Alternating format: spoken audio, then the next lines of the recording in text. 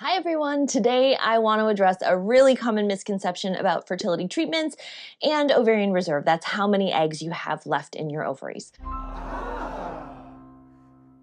So one of my 40-year-old patients recently asked me, hey Nicole, if I do an IVF and they only can get 4 eggs, does that mean that's all I had left and now they're gone and I'm done? I want to make sure that everyone understands that this is not how this works and actually explain how it does. So today I want to talk about your follicles, or the pods that hold the eggs, and the eggs as though they're kernels of unpopped popcorn. But for clarity, these aren't just regular popcorn kernels, they're kind of magical popcorn kernels that exist in 2 different sizes. So most of the kernels in your ovaries for most of your life are in the form of these extra tiny mini kernels.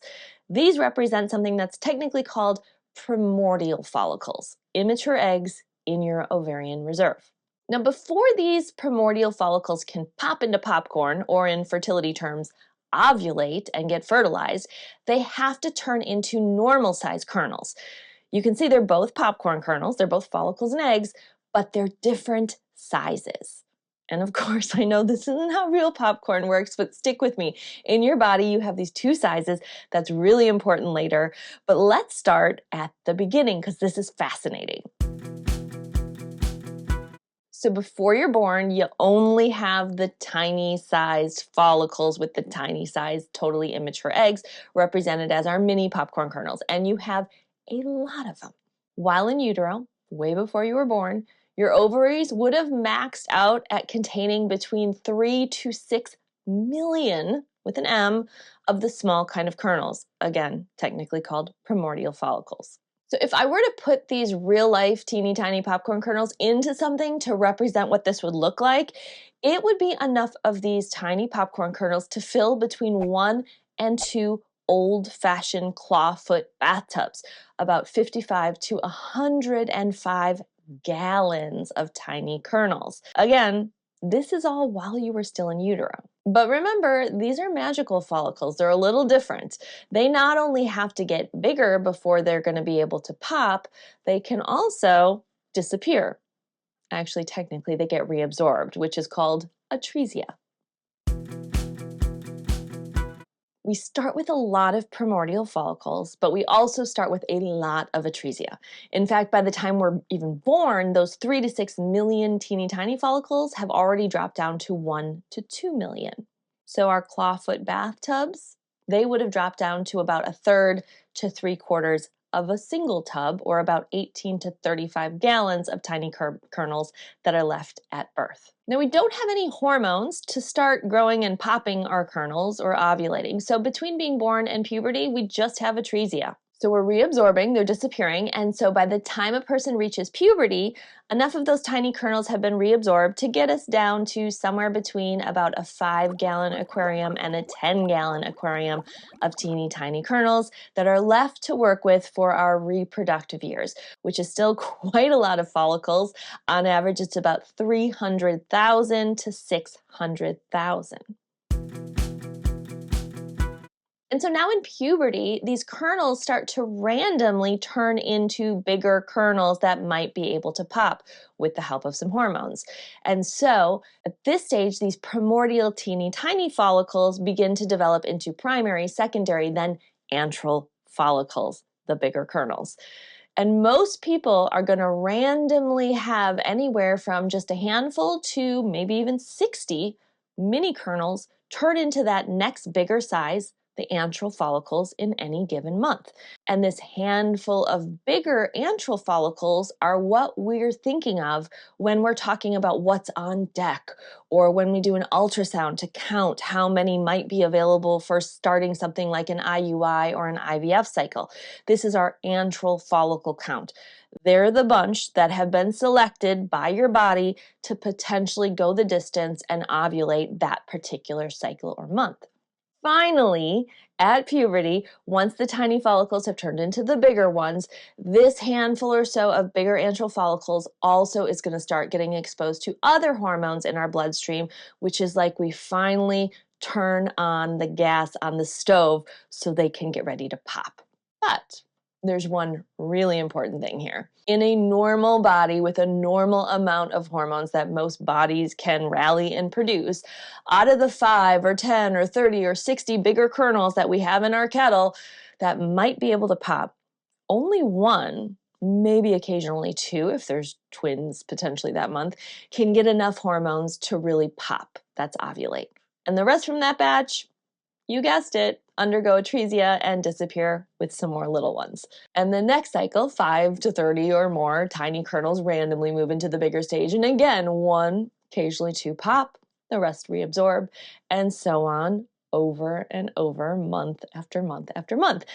And if you go on something like birth control pills or other hormonal suppression, you just stop the heat part of the equation. So there's no ability to ovulate, but you do not stop those tiny follicles or kernels from turning into the bigger follicles or kernels. And you don't stop the atresia that's going on behind the scene.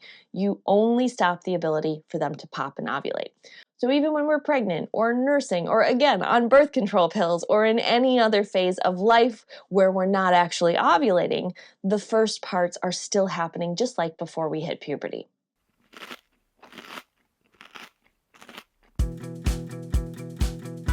And so by the time the average person is about 15 years away from menopause, and this is a really big generalization, but it is the average in the US, by the time a person is about 37 years old, they have a little bit less than a half gallon of the tiny kernels left, about 25,000 follicles. So it's still a lot, but it's also way, way less than we started with. And then at menopause, again, with an average age of 51 to 52 in the US, most people have about 1,000 tiny kernels still left, which is about a half a cup. So let's talk some nuance here. If we still have a half a cup of tiny kernels in menopause, why aren't we fertile anymore? Why can't we use those?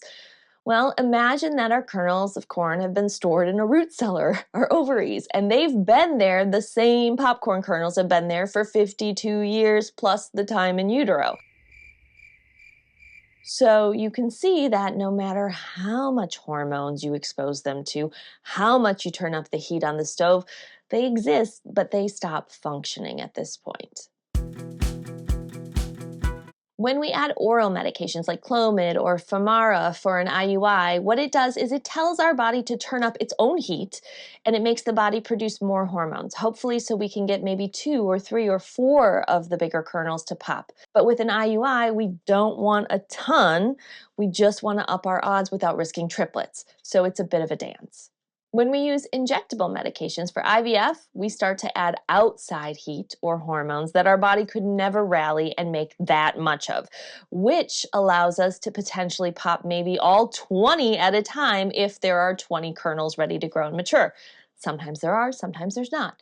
And since a doctor is going to go in and retrieve those kernels right before they pop and an embryologist is going to do the rest in the lab, in IVF, the more the better. We've got a lot of attrition here. I cover attrition and I cover hyperstimulation, that's OHSS, in my IVF Insider course. Sylvie would love you to watch. Here's what I want my patients and everyone to understand. When we do IVF and we retrieve 4 eggs, we're just collecting those eggs that were recruited and matured and turned into antral follicles for that specific cycle with the help of some medications. There's still more tiny kernels that are left. We're not depleting our entire reserve. I'll say it one other way. Those 4 eggs, they were already selected by your body to potentially mature that month. Without IVF, you would have been able to turn up the heat to just ovulate one of them, and the others would have naturally disappeared.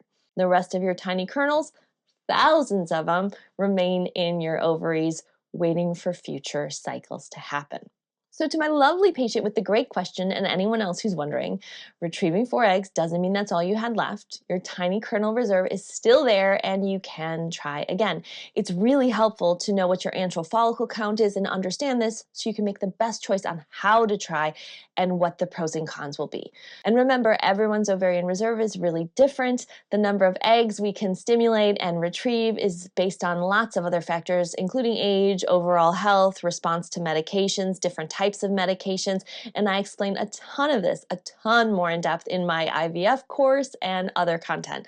So head over to lifehealinglife.com, click on online education. There's a lot of freebies, blog posts galore with amazing content, and full courses too. I hope this popcorn analogy helps you understand your amazing reproductive system a little bit better. If you have questions or comments, leave them below. Thanks so much for watching.